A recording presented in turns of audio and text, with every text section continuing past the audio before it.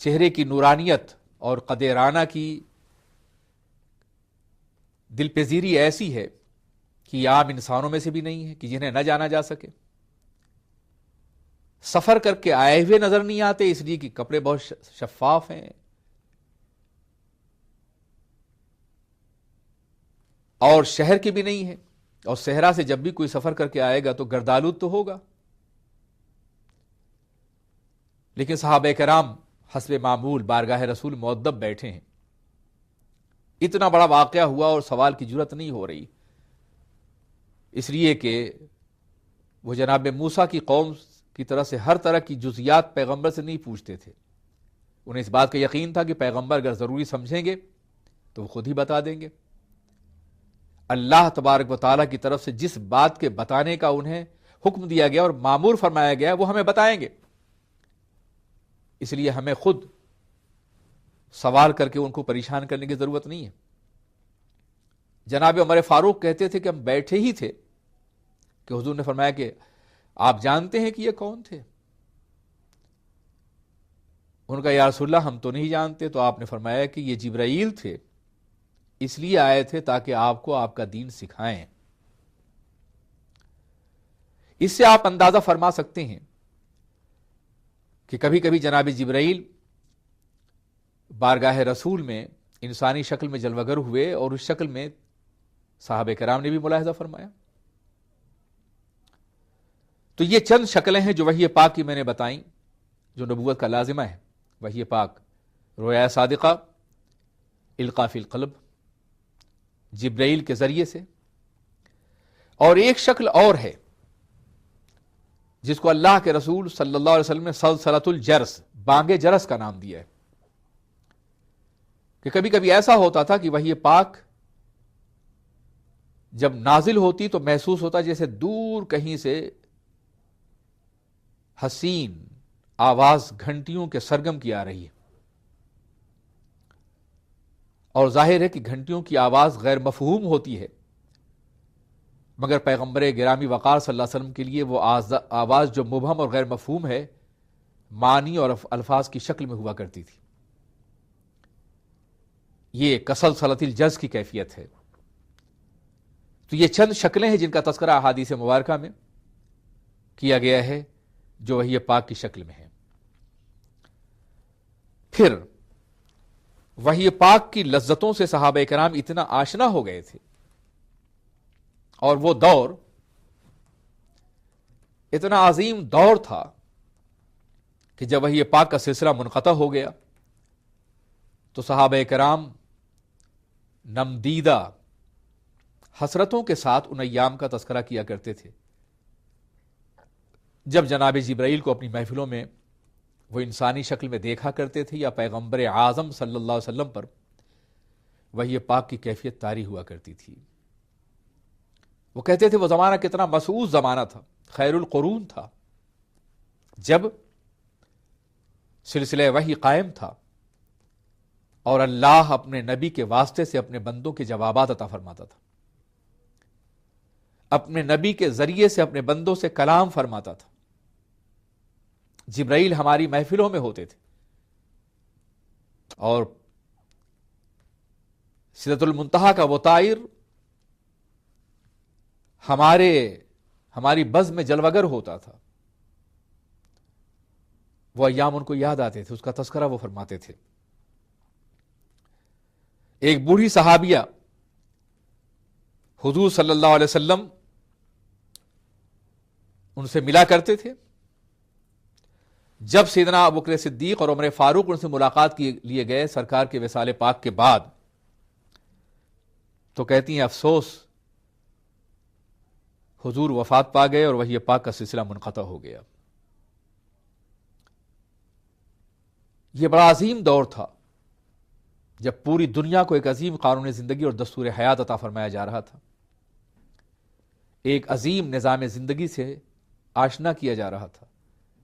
صبح قیامت تک کے لیے ایک مکمل آئین حیات اپنے نزول کے مراحل سے گزر رہا تھا اور پیغمبران کرام اسے صحابہ کرام کے سینوں میں محفوظ کر رہے تھے. شاید یہ بات آپ کو تعجب کی بات معلوم ہو، لیکن حیرت یہ کہ بیشتر صحابہ کرام قرآن پاک کے پورے حافظ تھے، اس لیے کہ جس ترتیب کے ساتھ نجمن نجمن آیتن آیتن جملتن جملتن قرآن پاک نازل ہو رہا تھا، اسی کے ساتھ صحابہ کرام کے سینوں میں محفوظ بھی ہوتا جا رہا تھا۔ اللہ تبارک و تعالی نے قرآن پاک کی حفاظت کے لیے ہزاروں صحابہ کرام کے سینوں کو کھول دیا تھا۔ وہ اپنے کتاب دل کے ہر ورق پر اللہ کے مقدس کلام کو لکھتے تھے اور اس قانون زندگی کو اپنی زندگیوں سے نمایاں فرماتے تھے۔ ہر صحابی قرآن پاک کے عمل اور حکم کے سانچے میں ڈھلا ہوا تھا، رضی اللہ تعالی عنہم۔ پھر اللہ تبارک و تعالی نے وحی پاک کی حفاظت کے لیے پیغمبر اعظم صلی اللہ علیہ وسلم کی پوری زندگی کو اپنی حفاظت میں لے لیا، تاکہ وحی پاک کہیں سے بھی متاثر نہ ہونے پائے، کوئی چیز بھولنے نہ پائیں، کوئی چیز ذہن پاک سے نکل نہ جائے۔ اللہ فرماتا ہے واللہ یعصمک من الناس، اے میرے رسول، میرے محبوب، اللہ آپ کو لوگوں سے محفوظ رکھے گا۔ بلا شبہ اس سے بظاہر مراد تو یہی ہے کہ آپ کو لوگ جسمانی ایذا نہ پہنچا سکیں گے، آپ کے قتل کے منصوبے بن رہے ہیں لیکن لوگ قابو نہ پا سکیں گے، آپ کو تکلیف دی جانے کی کوشش کی جا رہی ہے مگر آپ کے چراغ نبوت کو بجھا نہ سکیں گے۔ اس آیت کریمہ کے نازل ہونے سے پہلے حضور کے ساتھ کچھ محافظین رہا کرتے تھے، مگر وحی الہی پر نبی کا وہ عظیم یقین ہے، اللہ اکبر، کہ جب یہ آیت کریمہ نازل ہوئی تو آپ نے محافظین کو رخصت دے دی، اب جاؤ، میرا اللہ میرے لیے کافی ہے، اس نے حفاظت کا ذمہ لیا ہے۔ اور واللہ یعصمک من الناس سے یہ بھی مفہوم ہے کہ اللہ آپ کے قانون زندگی اور نظام زندگی کی بھی حفاظت فرمائے گا، آپ کی جسمانی حفاظت بھی اور آپ کے پیغام کی حفاظت بھی۔ اس لیے نہ لوگ آپ کے جسم ناس کو، وجود اطہر کو نقصان پہنچا سکیں گے اور نہ ہی آپ کے مقدس کلام کو نقصان پہنچا سکیں گے۔ چنانچہ آپ نے دیکھا کہ حفاظت کا کتنا عظیم انتظام فرمایا گیا کہ دنیا کی تمام کتابیں اوراق پر لکھی جاتی تھیں، تختیوں پہ لکھی جاتی تھیں، چمڑوں پہ لکھی جاتی تھیں، لیکن قرآن عظیم کو روز اول سے انسانی دلوں پہ لکھا گیا۔ اللہ تبارک و تعالیٰ نے حفاظت کا اتنا عظیم انتظام فرمایا کہ ارشاد فرمایا انا نحن نزلنا الذکر وانا لہ لحافظون، ہم نے قرآن کو نازل کیا اور ہم ہی اس کی حفاظت کرنے والے ہیں۔ اور حفاظت کا سلسلہ آج تک قائم ہے اور صبح قیامت تک قائم رہے گا۔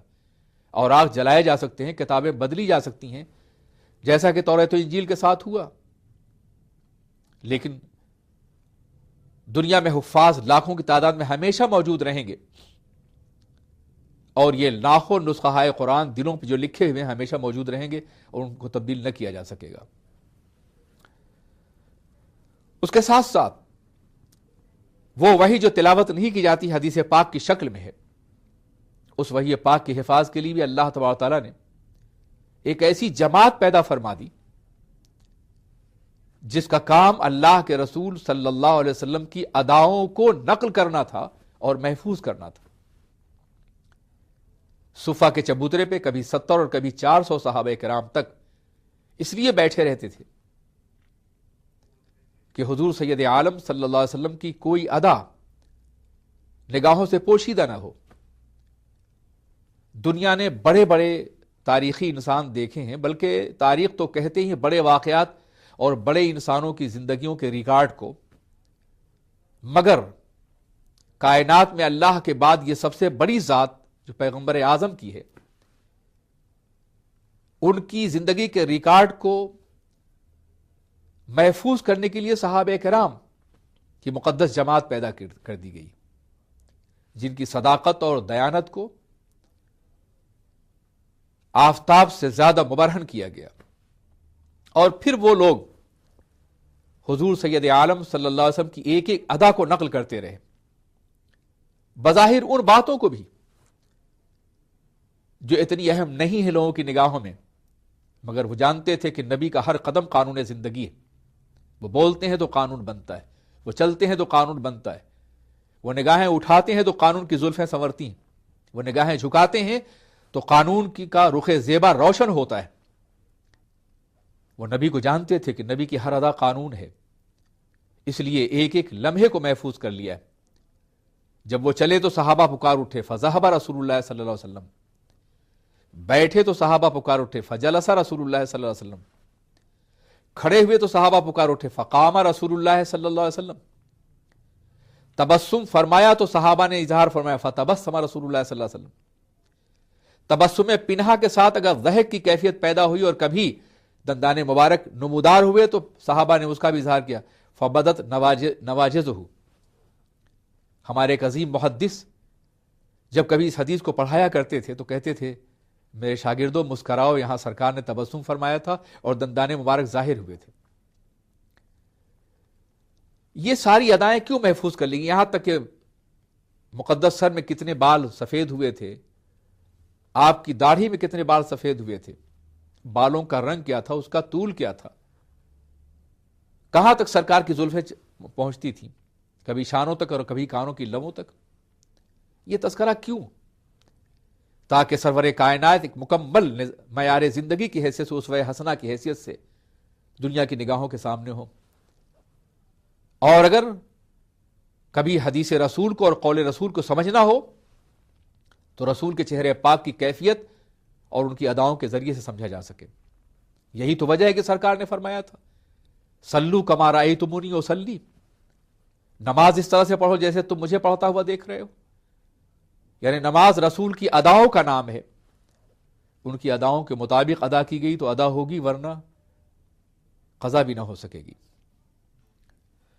اللہ کے رسول تاجدار دو عالم کی حفاظت کا ذمہ یوں بھی لیا گیا کہ اللہ نے فرمایا ان ربک احاط بالناس، آپ کے رب نے لوگوں کے مقابلے میں آپ کی ذات کا احاطہ کر رکھا ہے اپنی قدرت سے، جسے نقصان نہیں پہنچایا جا سکتا۔